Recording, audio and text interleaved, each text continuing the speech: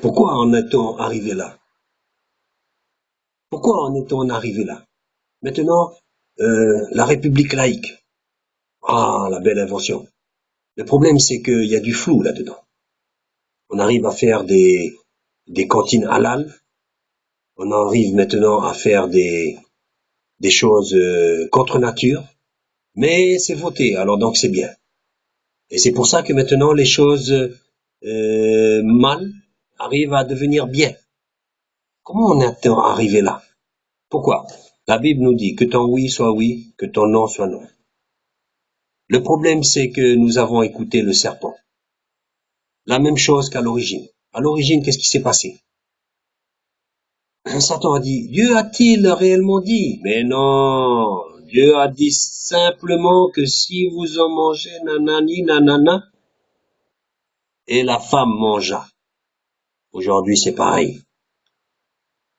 Les amendements. Amendements. On fait une loi, par la suite, on fait des amendements. Pourquoi pas? Mais là où ça va pas, c'est que les amendements induisent une notion contraire. Et au fur et à mesure, les mentalités évoluent. Aussi que les mentalités évoluent, impliquent des lois à venir. Que ton oui, que ton non soit non. Si on induit la notion d'amendement, que ce soit bien pesé, ça veut dire qu'une loi n'est pas finie. Alors, avec les amendements, comment elle finit? Si elle induit une notion qui par la suite pourrait prêter confusion, et c'est ainsi que Satan le serpent fait encore, pour induire le doute. Dieu a-t-il réellement dit? La loi, oui mais, oui mais. Vous voyez maintenant que quelqu'un est tué, on peut lui donner du sursis au coupable. On trouve des circonstances atténuantes. Nous avons fait des tas d'amendements. Maintenant, c'est facile. Dernièrement, une jeune fille a été tuée. Elle rentrait tranquillement chez elle. Un chauffard rentrait de la boîte de nuit, a percuté, et cette femme est morte. Cet homme a récupéré du sursis. Il est toujours en liberté. Vous trouvez ça juste? Quel genre d'amendement vous avez fait? Que ton oui, que ton non soit non. La justice n'est pas appliquée. Donc, ça induit aussi une notion dans l'esprit des gens d'impunité. Vous pouvez dire ce que vous voulez. Je vais dire ceci, cela, on va toujours trouver quelque chose.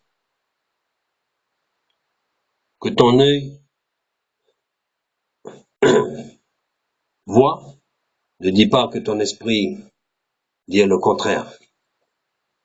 Nous avons la vieille notion de œil pour œil, dent pour dent.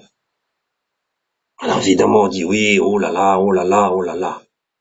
Vous préférez le monde d'aujourd'hui.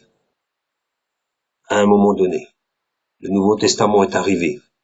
Est-ce pour autant que l'Ancien Testament doit disparaître? L'Esprit est toujours là. Il est vrai que ces choses-là sont arrivées, cet Ancien Testament, pour nous faire voir que nous sommes incapables de l'appliquer et que maintenant nous marchons par la grâce. Oui, mais il y a quelque chose à retenir. On n'est pas là avec le Nouveau Testament. L'Ancien Testament est toujours là et il faut savoir comment le prendre. Œil pour œil veut dire quoi? Qu'il y a une justice quand même à appliquer. On ne peut pas laisser quelqu'un tuer quelqu'un et lui donner du sursis, c'est pas possible. Débrouillez-vous comme vous voulez. C'est pour cela que maintenant, on arrive à des inepties où un homme peut se marier avec un homme et c'est légal. On en arrive de pire en pire à des choses de pire en pire. Et maintenant, c'est légal. Il n'y a pas de souci. Alors que dans l'esprit, même pas l'esprit de la loi, parce que la loi est devenue inique, mais l'esprit de la vérité qui circule dans ce monde et qui a du mal à se trouver une place, il existe encore cet esprit de vérité. Cet esprit de vérité nous dit que c'est mal, c'est faux, ce n'est pas possible. Mais vous, vous les rendez possibles. Aussi la misère s'abattra sur vous, sur tous ces gens-là qui votent, qui mentent. Sous couvert de la loi, vous pouvez mentir, vous pouvez tricher, vous pouvez empiler. Avec un bon avocat, vous vous en sortirez. Vous serez relaxé au tribunal. Est-ce pour autant que votre conscience sera libre? Jamais. Jamais. Et je peux vous le dire que vous n'entrerez pas au royaume de Dieu. C'est impossible. C'est impossible. Le noir est noir et le blanc est blanc. Que ceux qui veulent rentrer dans le royaume de Dieu se sanctifient.